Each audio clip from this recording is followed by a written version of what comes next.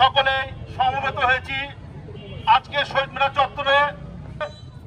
হাসি মুখে এই পৃথিবীর বুকে ছিল, তার স্বপ্ন ছিল তার মেয়ে এসএসসি পরীক্ষা দিচ্ছে, খুশি ছিল। সে কখনো ভাবেনি যে গতকালকে রাত্রে তাকে এইভাবে সন্ত্রাসীরা তাকে হত্যা করবে। আমরা আজকে 25 নম্বর ওয়ার্ড তথা শহীদ মিনারবাসী এই হত্যাকারীদের দৃষ্টান্তমূলক শাস্তির দাবি করছি। পাশাপাশি তাদেরকে অবিলম্বে গ্রেপ্তারের জন্য এবং দৃষ্টান্তমূলক শাস্তি দেওয়ার জন্য প্রশাসনের কাছে বিনীত অনুরোধ জানাচ্ছি।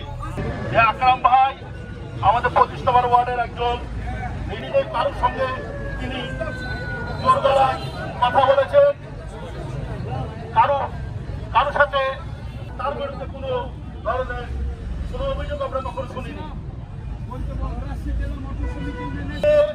রাজশাহী জেলা মোটর সমিতি ইউনিয়ন একজন শ্রমিক ছিল, সম্মান থেকে ড্রাইভার ছিল।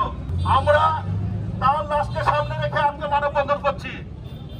আমি প্রশাসনের দৃষ্টি, যে সকল সন্ত্রাসীরা আমাদের আকরাম ভাইকে হত্যা করেছে তাদেরকে গতকাল রাত্রে থেকে এই এলাকার কিছু সন্ত্রাসী বাহিনী, যারা অত্র ওয়ার্ডের চিহ্নিত সন্ত্রাসী, লিপ্ত, মাদক সেবনে লিপ্ত, মাদক ব্যবসায় লিপ্ত, বিগত সময়ের পরে 25 নম্বর ওয়ার্ড রাজশাহী শহরের মধ্যে সবচেয়ে শান্তিপ্রিয় ওয়ার্ড ছিল। এটা আপনারা প্রশাসনের কাছে আমাদের চেয়ে বেশি খবর রাখেন।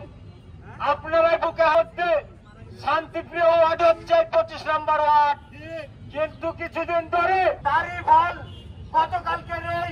একজন নিরীহ শ্রমিক আমার ভাই, যে সকালে বাইরে হয় বাসা থেকে, রাত্রিতে ফিরে পেটের ধান্দায় যে 24 ঘন্টার মধ্যে 18 ঘন্টা বাইরে থাকে, সে কিভাবে খুন হয় প্রশাসনের কাছে জানতে চায়।